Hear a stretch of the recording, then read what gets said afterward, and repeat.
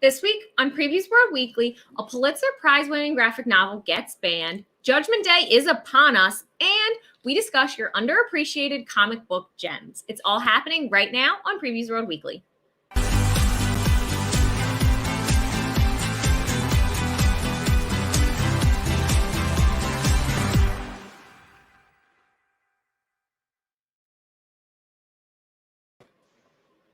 What's up, Previews World? It's Wednesday. It's Comic Book Day, which means it's time for Previews World Weekly. That kind of disoriented me for a second, too. It was like, whoa, we're far away. I'm one of your hosts, Troy Jeffrey Allen. I'm your other host, Ashton Greenwood. I've already derailed the show. Free Comic Book Day. Free Comic Book Day. That's my thing. That's what I wanted to say. I'm Duchess of Free Comic Book Day. I'm here. We're all here. May 7th is going to be Free Comic Book Day at your local comic book shop. If you want to head over to our website, you can hit that comics tab in the top left and go through all of the books that'll be available at your local comic book shop. There's 46 great ones to choose from, including 3 Marvel titles. I know those are the ones people get the most hype about, but there's also Sonic and Stranger Things and Pokemon and Buffy and Avatar: The Last Airbender and Donald Duck and like a ton of different choices. If you're a more casual comic book fan, there will definitely be something that you recognize there. Or if you want to try something new, that's your chance too, because you don't have to pay for it. Yeah, absolutely. And also, we got Ubaldo in the chat, as always. Thank you for your loyalty, Ubaldo. Hi, Ubaldo. You will be rewarded. You will be rewarded in the afterlife for your loyalty. What's up, Ubaldo? These flowers on your shirt. Are we both wearing flowers today? I guess we are. Yeah, I just, I was kind of like, I haven't worn this in a while. I mean, it's actually a summer shirt, vacation shirt. Really, it's like the most dad vacation shirt I have. Yeah. So. I'm like, I just was like, why the heck not today? Why the heck not? This is my grandma's sofa jacket.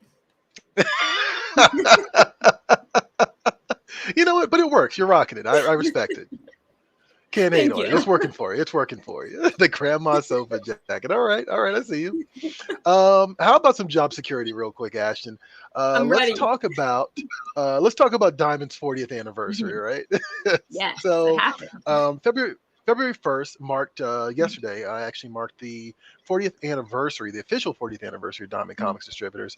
In 1982, Steve Geppi went from a Baltimore retailer to what probably seemed like dabbling into distribution, but ultimately became Diamond Comic Distributors, which of course is the mothership that we belong to here at Free Comic Book Day and Previews World, right? Yep. And so, there was a little bit of some celebratory stuff that went out yesterday. Just some small things. There was a press release that Ash and I worked hard on, and there were some graphics that went out as well. But on top of that, the celebration, of course, isn't just limited to the first. It's going to be going on all year long. If you're a retailer, especially, you might want to pay attention because there's going to be some special offers available to you that you can then in turn give to your consumers. And if you are a consumer, there are some cool historical things that you can get in on as well that will be unfolding throughout the year. So I don't want to give away too much, but a lot of planning has gone into this. So keep an eye out for Diamond 40th anniversary stuff in general because it's happening. A lot of exclusives. We plan to do a lot of cool exclusive stuff to celebrate the 40th anniversary. So you're definitely going to want that. Yes. Actually, thank you for being not so secretive because I was like, what can I say? What can I not say? But we can say that they are exclusives. We'll go that far. So absolutely. Actually, since we got our flower shirt on, right? And it is cause for celebration. Johnny, why don't you come join us real quick? Because you had a good old time the other day. I already see what he's already prepping. Oh my God. I should have known. Oh, is your volume off? Johnny? Uh-oh. This is bad news bears. It is. Check 1, 2. No. There it is. There you are. There you are. Where the heck Johnny? I forget what I'm doing. He's so excited to be back. Hey. I guess who's back from Disney World, guys. Don't make me point to it. I don't know what you're talking about. Did you have those and take them with you, or did you acquire them there? I had these, but I didn't take them with me. Oh, okay. Wait, were you wearing that shirt when I jumped into the stream earlier? Oh yeah. Okay, I just didn't notice. I was like, did he just change his clothes like in time? No, when you jumped into the call, I was just like this. So I'm like, they're not going to be able to see this until I actually reveal this. Okay, all right. I'm feeling it though. So how was Disney World, Johnny? Let's talk about this a little bit. Yeah, well, just real quick, I don't want to like spend too much time on it. I would love to have spent more time there. It was a lot of fun. Did a solo trip. Went and just did pretty much 3 of the 4 parks. Did Magic Kingdom, Epcot, Hollywood Studios. So I actually got to go on the Millennium Falcon Smuggler's Run ride as a single rider and do it like 3 or 4 times in a row, back to back. Oh, nice. There's a picture of me sporting my Third Eye Comics shirt. Nice. Woot woot. Repping my local comic shop there, and then getting on the ride, you get to sit inside and have the hollow chess table. That's kind of neat. It's really cool there because they spent like Disney's known for their details, so just looking around the lands and not having to spend time rushing from ride to ride. You can like take the time to like really look at all the like minutia that they put into like the lands, like even going into the cantina at Galaxy's Edge. This is like what they had behind the bar, like the IG droid units are being repurposed as drink taps. So very cool. It was a lot of fun. I'm glad I got to go. I missed it already, but I did miss both of you, so I'm happy to be back. Oh, you don't have to lie, Johnny. It's okay. I know the camera's on. No, but you don't have to lie. You went from the happiest place on earth to the second happiest place on earth. There you go. Nice spin, nice marketing spin. Well, no, if I had to twist your arm, Johnny, what was your favorite thing you did? Some of my favorite things I did, I stayed at the Pop Century Resort, and a lot of people, what they do over there is they decorate their room windows. So one thing I did is I decorated mine as a Mandalorian theme, and this is a shot of my window. I bought a tapestry, and I bought some like dry erase word balloons, and I changed out the words every day. So I said, for the last time, we are not stopping for chicky nuggies. Yeah. And then another day I went back and changed it and said, where I go, he goes. And Grogu's saying, well, I'm going to get a Dole Whip. So I also had a Mandalorian like pin trading board on my door. That was really cool. One of my favorite things that I did, it didn't have anything to do with a ride or a restaurant, or necessarily didn't even really have to do with any of the parks. Before I went to one of my local comic shops and I bought some cheap little toy like blind boxes and blind bags and stuff. And I would actually sprinkle them out through different areas of the parks and out of the resort. So like for here, these are some like Funko mystery mini boxes that I got. And you'll see on the right, it says, I am not lost. You have been pixie dusted. Enjoy this little bit of magic. Oh, okay. That's so cool. This was, for instance, dropped off at the Polynesian Hotel when I had breakfast there one day. I had a couple of these I dropped like throughout the parks. I had some of these Star Wars little blind bag like keychains. Says the Force is strong with you. Take this to brighten your day. I walked out of the Millennium Falcon Smuggler's Run ride, and like they had this little thing here. It looked like a Sarlacc pit that I just dropped one of those like blind bag things into its mouth. Nice. So anyone who would like happen to come by would find it. Just trying to spread a little bit of magic, and to all the cast members out there who are just making sure all the guests are having a good time. I figured I could do a little bit to do my part and spread a little happiness and cheer in this world. So that for me was like one of my favorite things to do in the parks. Okay, nice. And just looking around, I mentioned like the minutiae and the details. Like one thing that Disney's obviously known for is like their storytelling aspects. And it made me think, what's also good at storytelling is like comic books and graphic novels. So after I got back, I went to my local comic shop again and see what kind of Disney inspired comic books that my local comic shop have. And I actually found some. There's a series called Magic Kingdoms, and they have the reprinting like trade paperbacks of comics that are based on some of the rides. Like I found Figment, which is based on Journey into Imagination over at the at Epcot, and I also found the Haunted Mansion, based on the Disney ride, and they also have some other ones like Big Thunder Mountain Railroad. They have an Enchanted Tiki Room one, and I think there's another one that I'm missing. So to tie all this back into comics and your friendly local comic shops, if you're a Disney fan like I am, and you want to have a little bit of Disney in your comics, there is stuff out there that you can read, and I would recommend these Disney, and it's called Disney Kingdoms. It's a series of these here. Yeah, I'm still in the middle of reading these, but I'm really enjoying these. So I do remember those from No, you can find them at your local comic shop. I do remember, Marvel did an early blitz of like Disney themed books when they were initially acquired. That's right, that was one of them actually. So that's pretty cool. Actually, I think they did a Tron one, which now I'm thinking about it, I kind of want to hunt that down because I want to see that now. I don't think I actually checked that out. I looked it up. I didn't see Tron as part of the Magic Kingdom series. There probably is a Tron comic. I didn't see that, but I mean, there's plenty of Disney material out there in comic book form for people to ingest. So. Absolutely. You just took me back to the old days of picking up the Disney Afternoon Digest from the supermarket. That was my it was either that or Archie, and they always had they had that little digest size Disney Afternoon like little booklets basically. They had like Darkwing Duck in them and Tailspin comics and stuff like that. So all right, okay, cool. Well, I'm glad you're back, Johnny. Good to be back. Missed you. Absolutely. And now you got to wear the mouse ears the entire show. Oh man, I can't wear my headphones. let me see if I can put these on here. I don't know. Can you put them on with them? Let's see. Drum roll. Is it gonna work? Oh, what is happening? Are you trying to put them on the actual ears? Oh, you're a dork. You nailed it. 100%. Nailed it. Beautiful, absolutely beautiful.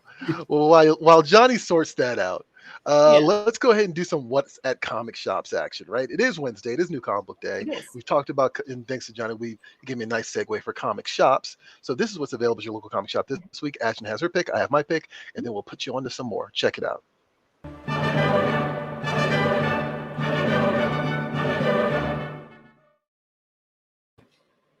Oops. Okay. I almost knocked something down. All right, Ashton, you want to go or I should go? Who should go? I'm going? Okay. I'm ready. I mean, I was just asking if you wanted to go, but you can go if you want to. Go for it. Oh, wait, you sounded like a direction, like a directive. No, I was just trying to wait to see which one you wanted to do. So okay, well, it's on you now. Go. Yeah, okay. Like I already took that. Okay, so my pick this week is Castaways from Dark Horse Comics, writing by Pablo Monforte and art by Laura Perez. I picked this. Okay, let me ask you this, Troy, before I tell you why I picked this. Do you ever kind of get in the mood where you're like, I kind of want to consume something that is a little bit more of a realistic portrayal of something and not so much escapism? Oh yeah, all the time. Yeah, 100%. Okay, so that's why this jumped out at me. This is, by no means an escapist book, and it doesn't sound like it's going to be potentially or all that uplifting, but that's kind of what the draw was for me about it. So it's set in Madrid and Barcelona over about a 10-year period, and it examines the relationship between these characters, Alejandro and Julio, who kind of find themselves intertwined with each other and crossing paths over and over again until they eventually kind of build a relationship. And they're really, over this 10-year period, kind of dancing around their feelings for each other. And then they finally reach a place where they feel like they can accept that they are in love with each other and they do want to be with each other. But by then, the moment has kind of passed and it doesn't work out and the timing's not right anymore. And so they have to go their separate ways. And it kind of is, unfortunately, it's upsetting, but I think there's a lot of power in these stories. And I think it's really important to kind of zoom out and look at some of these things from a more like humanity level, a larger scale. Like you can love someone so much with your whole heart and want the best for them and want to be with them. And sometimes just the universe doesn't let it happen. And sometimes things get in the way. Yeah. And that's okay. And you can still want the best for them. But this kind of tries to balance that love with the heartbreak. And I'm interested to see how this pans out. Okay. Yeah. I mean, admittedly, it's been a while since I've read a slice of life comic necessarily, but every now and then I say it all the time, but truthfully it's like every now and then I'm definitely in the mood for something that's just sort of like a peek into someone else's story, but not so fantastical, so I'm also kind of weird because I don't want too high fantasy, but I don't want it to be too grounded, so I always kind of seesaw between science fiction, action, and drama. Like that's kind of like my default, or crime, I should say, probably more crime. So that's kind of my default. Speaking of which, actually, I feel like this might fall in the crime category, even though it does have some fantasy elements. So I'm gonna put you on to a little hint, ladies and gentlemen, watching at home. How do you know if Troy actually likes a book? Right? So if I pick it on the show, it's because I'm curious about it. I'm curious about issue number 1, right? If you don't hear me talk about it again, I don't like the book. Okay, that's fair. So with that said, a couple months ago, I picked up Nita Hawes' Nightmare blog from Image Comics, and it was my pick a couple months back. I think it came out back in October, and I'm here to tell you that it's good. It's very good, actually. And sometimes, I'm at this point now where like I can kind of tell if a book is actually going to work after the first couple of pages, and this is definitely one of those books. So yeah, I caught up on it yesterday, and issue 4 is out this week. So definitely check it out. This is something that's begging to be made into a TV show. It's basically paranormal scientist Nita Hawes had a trauma in her life that prevented her from letting go of her deceased family, and she made this blog to kind of cope with the absence of her family. But that blog quickly turned into this ghost hunting thing. And the angle here is that she's also haunted by her dead brother. So she actually has a foot in the spirit world as well as reality, but of course no one believes her, right? And of course a lot of the things that she gets, a lot of the submissions she gets to her blog are people trying to kind of sending her on a wild goose chase. There's never actually a ghost involved, right? Until now. And so there's a series of murders that are going around Baltimore in our backyard. And Nita Hawes is actually friends with a cop who's been investigating these murders, and she reluctantly brings Nita in to kind of get her perspective on it. Yeah, so basically her mysteries go from the Scooby-Doo variety to the real deal. And this is a spinoff of Philadelphia, which is another book by Rodney Barnes, out from Image right now. Yeah, this character was actually introduced in Philadelphia, and of course Philadelphia happens in Philadelphia.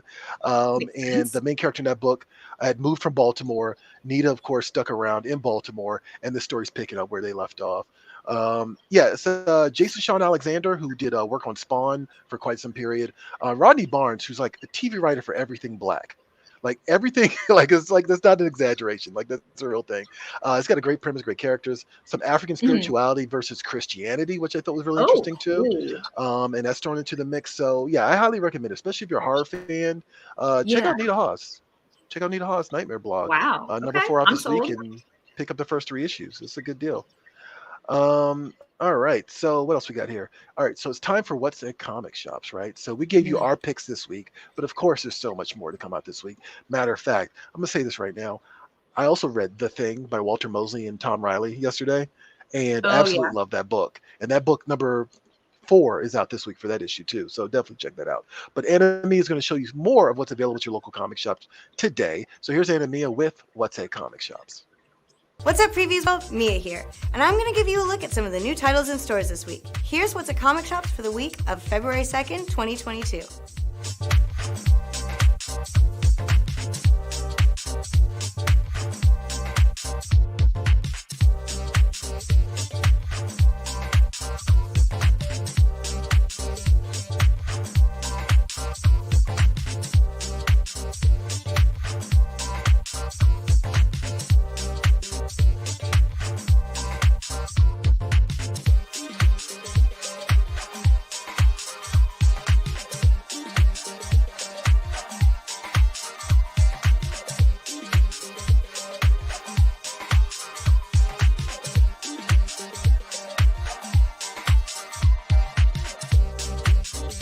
Is that it?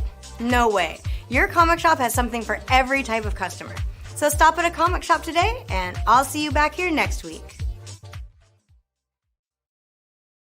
All right, and thank you, Anna Mia. And you can catch Anna Mia every week, every Monday, with What's at Comic Shops. I usually post it about like 3 p.m. Eastern time, where she just gives you a rundown of some of the featured items available at your local comic shop. But of course, that is not just everything. There's tons more that hits your local comic shop every single week. Just go to previews.com/new releases and get the full list.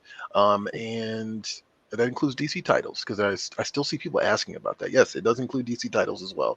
So definitely, if you want to know what's at your local comic shop, just tune in and check it out at previews.com/new releases.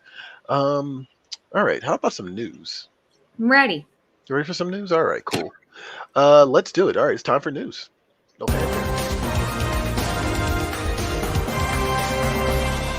It's time for news.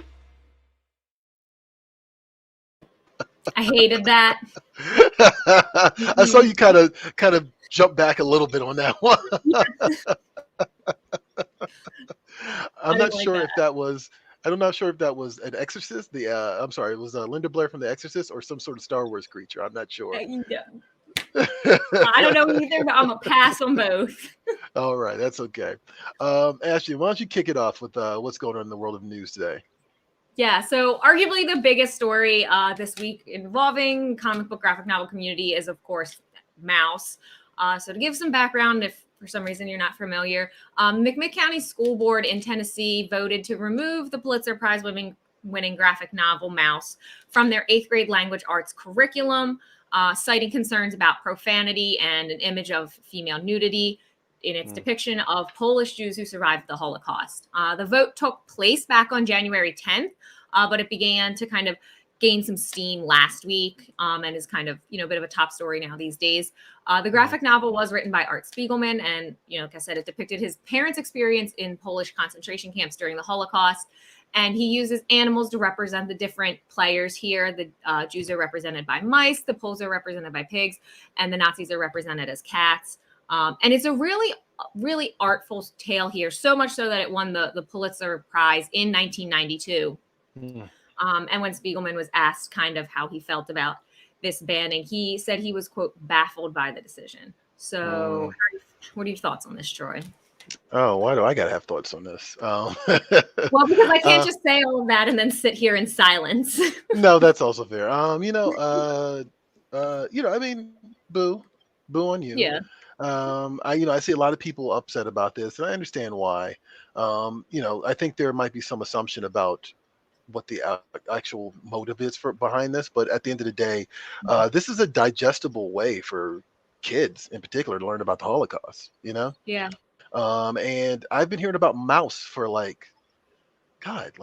20, 25 years now. I want to say it's been a very long time. I mean, it is one of those books that kind of elevates the medium, and a lot of people feel that way about it. So it's really interesting that the Tennessee School Board decided to ban this particular title. I have seen also that there are comic shops offering to ship the book to Tennessee students who are interested in reading it. Here you go. Yeah, exactly. Thanks, Johnny. Which I thought was actually pretty interesting. And I think it's really cool. I don't know if by it being banned by the school board, it means that it's banned everywhere in Tennessee. I'm not sure if that's how that works. I don't think it is.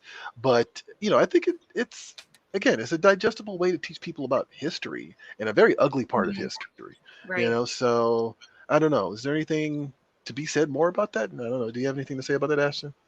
I mean, not especially. You hit the nail right on the head with that. I mean, that's kind of 8th grade is kind of an age that you need to start tackling those harder topics anyway. Yeah. So I think it's maybe misguided to shy away from it, especially at that age group. Absolutely. So yeah, I mean, it's very interesting, and maybe it'll be maybe things will change in the near future, but who knows? But good on these comic shops that are trying to provide copies to people in Tennessee. I think that's actually pretty awesome. On a lighter note, let's get to something more business as usual with comics, right? We got a Marvel event. Ooh, of course we do. Why wouldn't we? Of course we do. Why wouldn't we? The next Marvel Comics epic is here. From the brilliant mind of superstar writer Kieran Gillen and the incredible talents of acclaimed artist Valerio Schiti comes Judgment Day, a Marvel Universe spanning event launching in July. Gillen is already writing Eternals, and soon he's going to be writing Immortal X-Men. And so this crossover is bringing his two runs together, but also kind of pulling some of Jason Aaron and Javier Garron's Avengers. And so it's going to be an explosive thing here.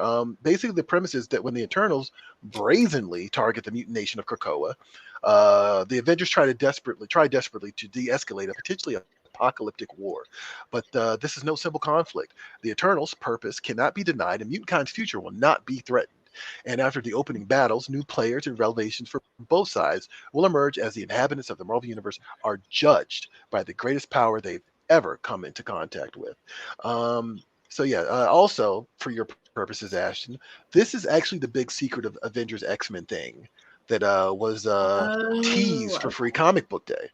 So you can be sure to pick up Free Comic Book Day Avengers X-Men #1 on May 7th for your first taste of the action, and then stay tuned in the coming weeks for more information, including cover reveals and witness the build up to Judgment Day and upcoming issues of Eternals, Immortal X-Men, X-Men, and Avengers. So this is all the heavy hitters all at once.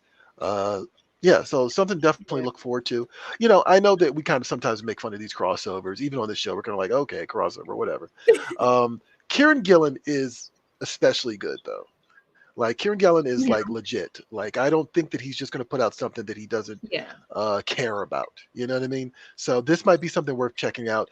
And as someone who was already kind of ready to kind of sit out the next wave of X-Men after Jonathan Hickman left, once I found out that Kieran Gillen was involved, I was kind of like, all right, let's see what you got. Let's see where this is going. I'm curious again. So Ubaldo saying, hey, cool, I need to add to my list. Yes, you do. Let your comic shop know. What else is going on in the world of nerddom, Ash? And some bigger stuff too, right?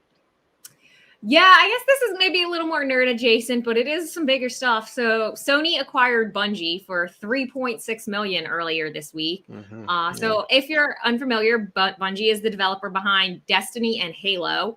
And so following this deal, Bungie will be run as an independent subsidiary of Sony Interactive Entertainment, and they'll remain a multi-platform studio with the option to self-publish and reach players on any platform that players choose to use. And interestingly enough, this does come on the heels of the Microsoft Activision Blizzard acquisition from last week. Of course it does. So there's definitely some drama afoot. Yeah, absolutely. I had someone online ask me, like, who started this? And I think it goes back a ways. Just because I remember, I think it was during the PlayStation 3 days, Sony had gobbled up a couple of Japanese companies and made them exclusives.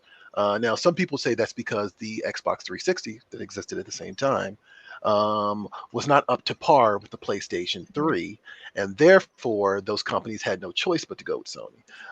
And there might be some truth to that, but I do think this is interesting that we're in this like little tug of war now in the gaming industry. I saw earlier that they promised no layoffs, which is nice to hear. Yes. And I hope they keep that. I hope they stick to that. And it sounds like if they're maintaining their independence, there would be no need to lay off people. Right. And like you said, Bungie will maintain creative independence, and Sony will, but while being 100% owned by Sony, and they won't be exclusive, which I find very interesting.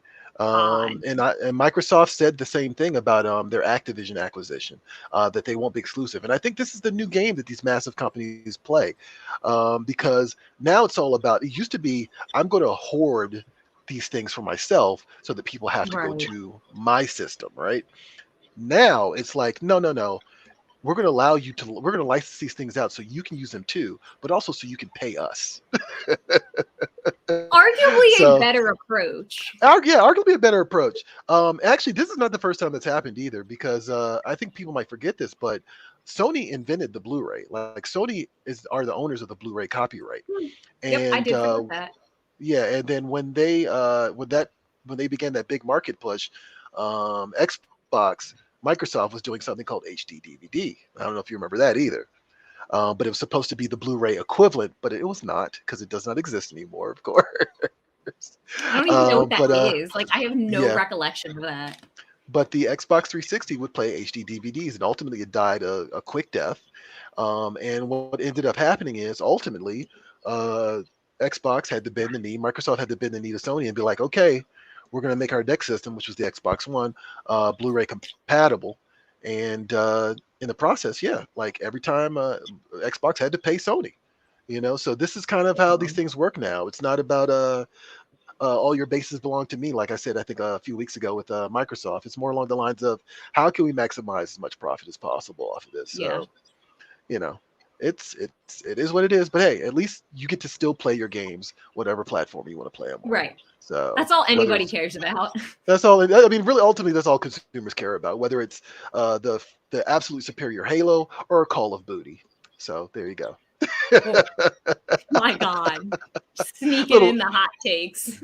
I got it. I like every now and then I like to ruffle the feathers of the Sony players because they're so elitist sometimes, and I know a lot of them. So, all right, let's kick it over to trailers. Or am I jumping ahead of myself? Are we good? Yeah. let's kick it over to trailer. So there's a new comic. Well, actually, it's been solicited before in the previous catalog, but there's a comic called Star Runner from Atlantis Studios, and so we're going to show you a trailer for that. And when I come back, I'll explain a little bit more about it. Check it out. I had hoped my life would return to normal after everything that happened before. No more craziness, no more car chases, and most of all, no one else knowing my secret. Things are better now. I'm working with scientists to study the alien tech recovered from the crash site. Together, we've built an amazing map of the stars, more detailed than any that's ever existed. I've also learned more about my origins from the messages my mother left me. But I can't tell Scott what I'm learning. I'm so afraid of losing him if I do. Now he's spending time with the new girl on campus. Something about her just doesn't sit right with me. Christine and I are going to get to the bottom of her story.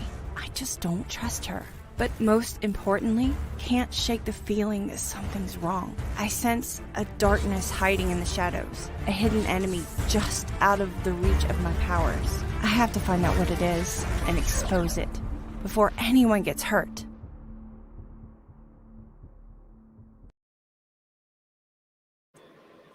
And that is the Star Runner Chronicles, Dark Star number 1, 2, and 3 that were highlighted there.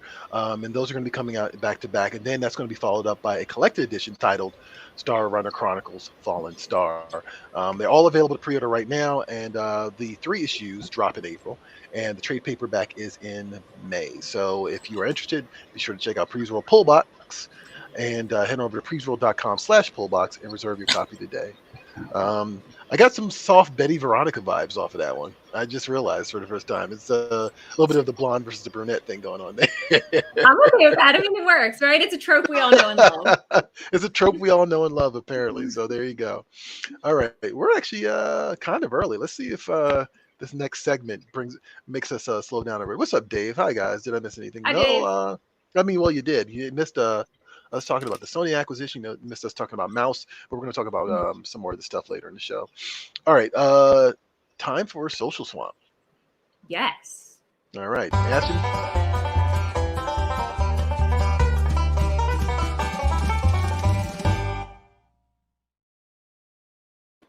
Damn, yo, Johnny was quick with that this week. He was. Johnny on the spot. All right, so it's yours now. Okay, great. I'm ready. This week, we asked you guys to tell us what comic book series, past or present, do you feel like has been overlooked or is underappreciated or maybe obscure? And we'll shed some light onto it, maybe turn some of you guys on to new reads or new finds. So let's see what you guys had to say. Oh, Jesus. Ryan said, I can barely read this. Oh, really? Everybody needs to check out Jeff Johns' JSA series from 1999. Okay, I'm not reading the rest of that because it's going to be incredibly difficult. Sorry. I'm sure that's a great pick. I apologize for ruining it. I know a lot of people agree with him, so there you go. Okay, great. He's validated. Rob says Sandman Mystery Theater is a delightful noir take on the Wesley Dodds version of the character. Dan says Terry Moore's Strangers in Paradise. I'll never understand why he doesn't rank as high as the Hernandez brothers in the indie scene. Great storyteller, great characters, beautiful art. Interesting. Bryce? Bros. Okay, Bros. He says Black Science, like Rick and Morty, but not bad. Oh, jeez, damn. I happen to like Rick and Morty, but I also am stockpiling Black Science issues so I can read it in one fell swoop. So I'm looking forward to that. All right, nice. Andrew says Ed Brubaker's Sleeper is a phenomenal series. I recommend it to everyone. Christopher says Pretty Deadly. Doesn't get nearly the hype other also great Image books get, but easily one of the best comics of the last decade. Just seems like no one reads it. Melanie says The Complete Life and Times of Scrooge McDuck. Probably the greatest overlooked adventure series of all time by the incomparable Don Rosa. I mean, Scrooge McDuck's great. That one just caught me by surprise. I was not expecting him to show up. Right. No, I mean, the Don Rosa specifically, the Don Rosa Scrooge McDuck stuff, I can tell you, actually, I know for a fact that Steve Geppi himself is a fan of this stuff. So, yeah, that's Oh. an institution in itself. Like, people love that stuff. And Christian says, Revival, one of the heaviest, interesting, and poignant things I've ever read. I wish this could be done as a television series, and well, great story. Tim Jackson says, The Badger, pre-Deadpool crazy hero. Zach says, Matt Fraction and Terry Dodson's Defenders series. Okay. Randall says, the one I've recommended the most to others to see what a comic could be as a brilliant piece of storytelling is ironically being banned as I type this, Mouse. Yeah, no, you're not alone. You're not alone on that. All right, so thank you for the reading recommendations, guys. Always great. Actually, there's a couple in there that I know I've been meaning to read for a long time, and I have not. So, you know, I'm going to put that on my list as well because, you know, there's no reason not to at this point. Ashton, do you have just an uncut gem, something that has been sitting around underappreciated that you feel like people need to get in on? I do. And I feel like this is a super obscure recommendation, but I'm going to do it anyway. Okay, that's fine. This is Shirley Jackson's The Lottery, adapted into a graphic novel. So Shirley Jackson, you're probably most familiar with The Haunting of Hill House, is adapted into a series onto Netflix. Okay. And she does all of that, like American Gothic, mystery, sometimes horror. And The Lottery is one of my favorite stories by her. And it's set in like an old Western American town, like a small town, small population. And every year they have this ritual called the lottery where, you know, everybody gets together and they put their names in a bowl and they like basically draw out of a hat. And whoever like gets drawn from the lottery, I'll spoil the ending for you because it did inspire the Hunger Games. So you can figure out what the lottery is about, but they hold on tight to this ritual because they have to have the lottery in order to have a fruitful harvest season. So it's an interesting look at kind of like humanity and how far you can push that and how much can you justify what that word means. So I really recommend it, especially in the graphic novel form. I think it's a super underappreciated, not well-known gem. Yeah, okay. Nice. Actually, I never heard of that. And I had no idea the same person did Haunting of Hill House. That's actually interesting. Okay, cool. My pick actually is going to be something I actually have not read yet, but I've been hearing about. And, you know, I think it came out in 2020. And so it's just, everything's a blur in 2020. Like everything is just. Nothing matters. Right. Everything's so fuzzy in 2020. Yeah. So, there's a book by Brian Hawkins and Patrick Foreman and Marco Perugini called Black Cotton. And it is Black History Month. So I just wanted to point this out, that this book is set in an alternate reality where the social order of white and black is reversed. And so there's this family called the Cottons, and they experience a tragic shooting, and it unravels the longstanding family secrets. And it threatens to expose them as a family. So they basically are just one of those like familial dynasties, though I guess that's repetitive, but dynasties that exist. And it's interesting to me just because it seems to have plenty to say about racial dynamics. And again, this is just something that I heard about, but I kind of forgot about. It came out in 2020, and it's coming back around. I also know that Brian Hawkins is actually a pretty good writer. He's done some stuff for Top Cow that I thought was really good. And yeah, I just think this is probably something really interesting that, like, if you want to see, if you want to experience like just the different, how power dynamics shift depending on history, right? Then this is the thing that like you might want to dive into. So yeah, Black Cotton. I think it comes out from Scout Comics. I don't think I didn't give Johnny a heads up on this. So sorry, Johnny. There's no artwork to show you guys just yet. But definitely keep an eye out for it because there's going to be some reprints coming in May from Scout Comics, and hopefully there'll be a trade soon because I didn't see there was a trade available just yet. But hopefully there will be. So all right, what else we got this week? Sorry guys, brain's a little slow today. Weekly poll. How about weekly poll time? Oh yes, let's do it. All right, let's do it. This got a lot of immediate attention, but I didn't check back in on it after I first posted it. So I'm interested to see where we stand. I'm asking everyone who's opinionated, to tell us which fictional metal do you think is stronger between Star Wars Beskar and Marvel's adamantium? All right. And it is contested. I bet it is. Like, this seems like the type of clickbait that we actually want in our lives as nerds. This is the type of thing that we want to argue about. So let's bring in Johnny Rose, the Mouseketeer himself. I put on my Star Wars shirt for this one. So. Okay, perfect. You're really just putting together quite the outfit. Yes. There's costume changes involved in this show sometimes. So sometimes, yes, absolutely. I gotta say though, in the 178 episodes that we've been doing this show, I was thinking about this. This may be the hardest question I think I've ever had to try and figure out. No, I feel you. I Googled it out of interest to see like kind of what the conversation was surrounding it. And of course, like Vibranium was in that conversation a lot. And it was no clear-cut winner and loads of opinions. Interesting. Okay. Huh. Yeah, I don't know. What do you say, Johnny? What do you say? I don't know. Walk us through the rationale here. I don't know if there is any rationale. That's the thing. Like looking down, someone said, since Star Wars was a long time ago in a galaxy far, far away, I say it's the same metal with a different name. No, that's about the totally best explanation that I could come up with. That's totally. I hate that. I love that. That's amazing. I mean, they're both owned by Disney, so that's true. I was going to say first person that says Disney loses, so we can't use that as a crutch. We got to come down on this. Beskar adamantium, man. I'm just going to say just because it's here's my rationale. Okay. We know for a fact that adamantium is some sort of man-made material, right? Vibranium came from meteor, so that's a whole nother conversation. But we don't.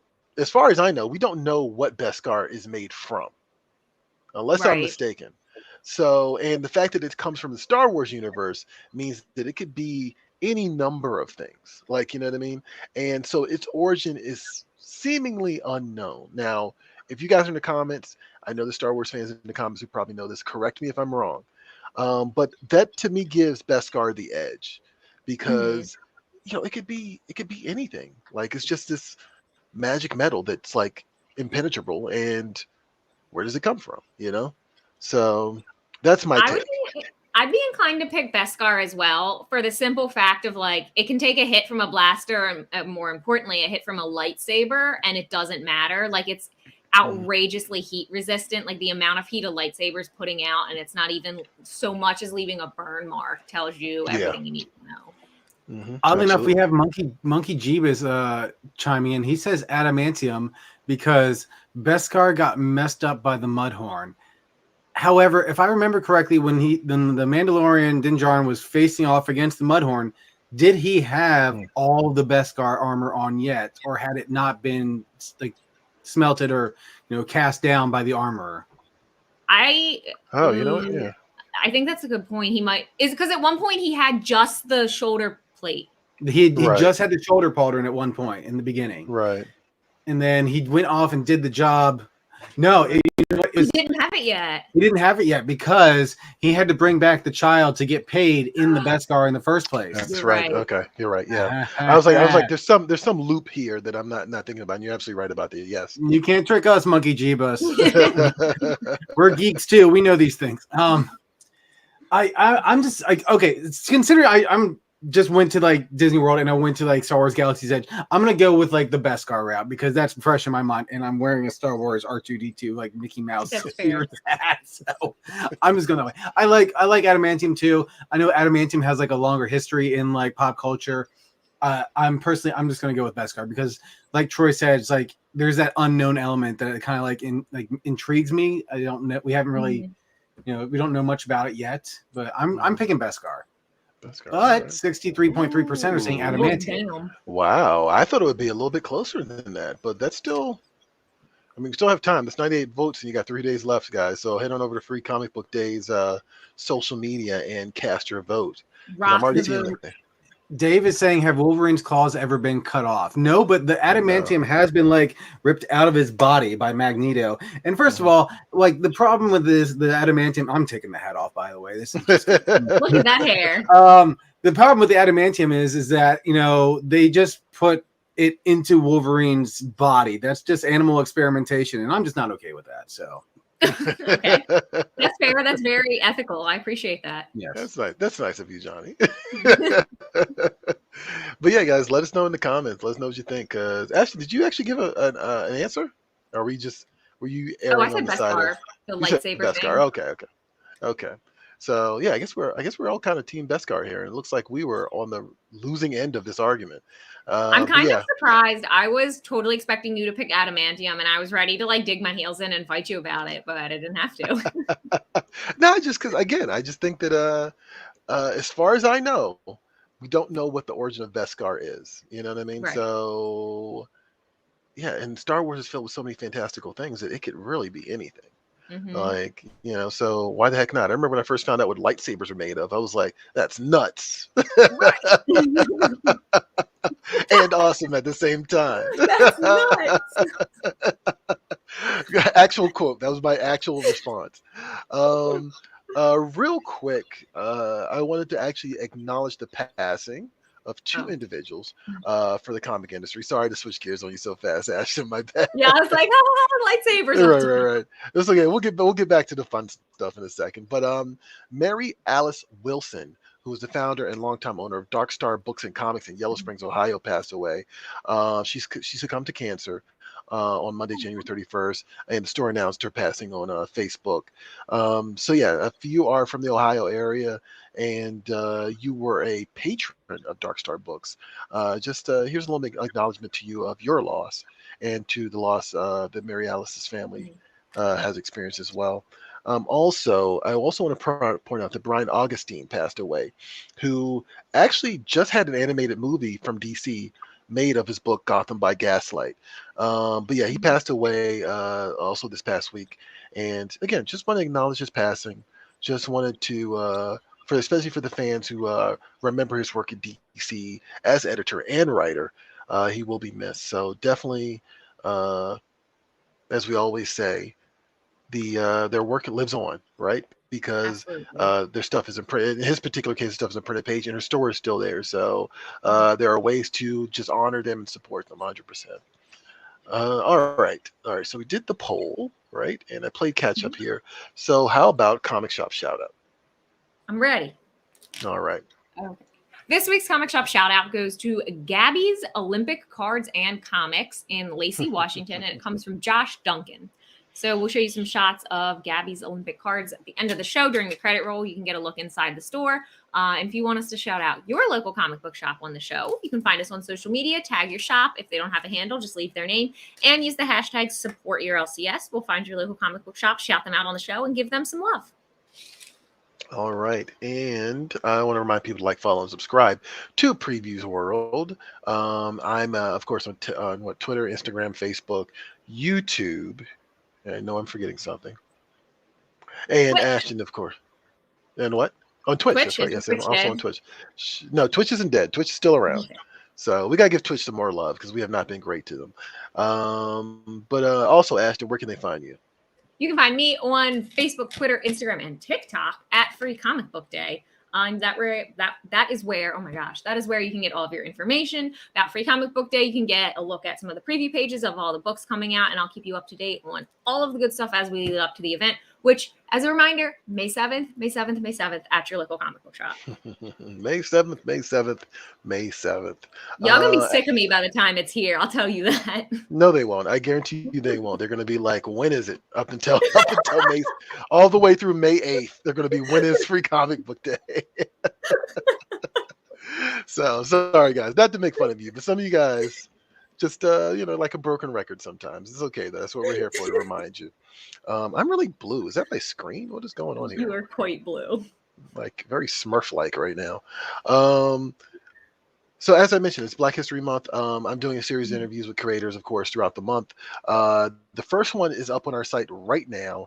It is with Theon Cooper, of Black Star Collectibles. This is a comic shop in Carson, California, and they focus entirely on Black creators, Black artists, Black writers, and Black characters throughout the realm of popular culture, not just comic books, but everything. So it's from Funko Pops, graphic novels, TV shows, like all of the above. And it was actually very cool talking to him. I actually had to transcribe this with this one. Normally, there's an email exchange, but this one, I actually had a conversation with this guy and had to go back and like type in what he said. So it was it's a little bit more conversational, I think, than some of the other interviews I've done in the past. Also, one of the books out this week, I'm surprised. I actually thought it was going to be in the flip through for What's the Comic Shops, but it wasn't. Speed Republic from Mad King Studios. I hung out with Emmanuel Pascadello, who is the artist of that book, and he gave me a look into his artistic process. Like, this, of course, is part of a series of interviews that I've done every single week called Get Graphic, where I talk to an artist and they show me how they made the comic that they are currently working on. Speed Republic is basically like a Mad Max Cannonball Run meets Hunger Games, like all these things kind of match together. If you are a gearhead, or if you just like multiple car pileups in fiction, not in real life, but you should check this book out. It turns out it's definitely a post-apocalyptic car comic, and I love Manuel's artwork. I think that his stuff is just very expressive, very lively, which is perfect for a book about cars that go vroom. Especially with characters that are constantly on the move. Like, his artwork is perfect for this. And that's it for Previews World Weekly. I'm one of your hosts, Troy Jeffrey Allen. I'm your other host, Ashton Greenwood. And we will see you guys next week, like always, at the Spinner Rack. We'll catch you later.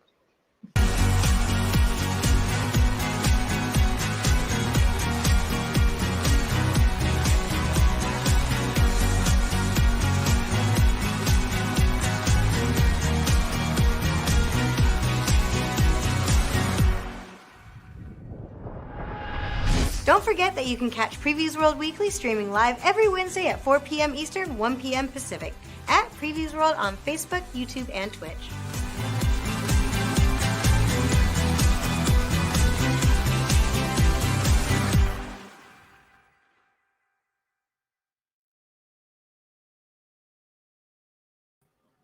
Thank you for watching. We'll see you next week.